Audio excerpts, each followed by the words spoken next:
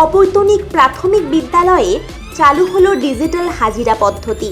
আপনার বাড়ির ছেলে কিংবা মেয়েটি সময় মতো স্কুলে পৌঁছেছে কিনা, কিংবা কোন সময় স্কুলে পৌঁছলো এবং কোন সময় স্কুল থেকে তাদের ছুটি হলো, এবার সমস্ত রিপোর্ট পেয়ে যাবেন ঘরে বসে ছোট্ট একটি মেসেজের মাধ্যমে। উত্তর 24 পরগনার বনগাঁ ব্লকের ধর্মপুকুরিয়া অবৈতনিক প্রাথমিক বিদ্যালয়ে চালু হলো বায়োমেট্রিক অ্যাটেন্ডেন্স।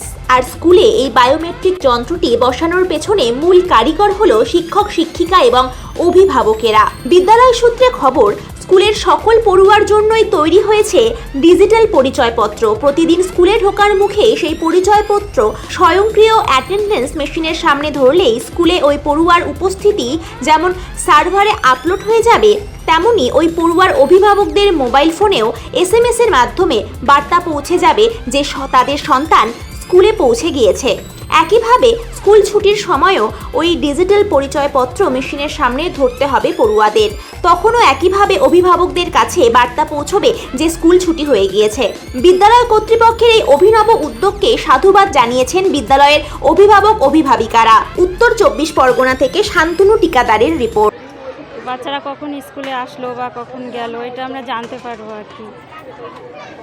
তারপর বলা হচ্ছে স্কুল থেকে যে সারাদিনের যে কর্মসূচি বা কী কী পাঠ্যক্রম অনুযায়ী কী কী পড়াশোনা চলছে সেগুলো হোয়াটসঅ্যাপের মাধ্যমে পাঠানো হবে। এতে কী সুবিধা হবে বলে মনে করছেন? এদিকে গার্জিয়ানরা সতর্ক থাকতে পারবে যে পড়াশোনাটা কীভাবে চলছে, বা তাদের আরও দায়িত্ব বাড়বে যে না এই পড়াগুলো করিয়ে দিতে হবে, তো ভালোই সুবিধা। ধর্মপুকুরিয়া অবৈতনিক প্রাথমিক বিদ্যালয়ে আজকে ছাত্রদের অটোমেটিক ডিজিটাল যে অ্যাটেন্ডেন্স সিস্টেমটা চালু হলো, এটা মূলত ছাত্রদের বিভিন্নভাবে সুযোগ সুবিধা এর থেকে তারা পাচ্ছে।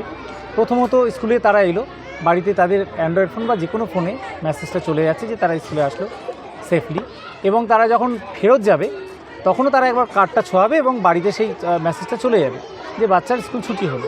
এটা গেল একটা দিক। এছাড়া প্রত্যেক দিন স্কুলে যেটা পড়াশুনো হচ্ছে তার উপরে সন্ধ্যেবেলা তাদের ফোনে, অ্যান্ড্রয়েড ফোনে মূলত ওয়ার্কশিট চলে যাবে। তাদের যে সারাদিনের যে কাজকর্ম সেগুলো তারা বাড়িতে খসড়া যে একটা ওয়ার্কশিট সেটা তারা ফিল আপ করতে পারবে। আরও যে সবথেকে যেটা আর একটা বড় ব্যাপার, এদের যে অ্যাসেসমেন্ট, এদের যে সামগ্রিক যে অ্যাসেসমেন্ট, সেখানে দাঁড়িয়ে আমরা যে পাঠ মূল্যায়ন যেটা রেডি করতাম সেটা সামগ্রিকভাবে তারা বাড়িতে বসেই পেয়ে যাবে।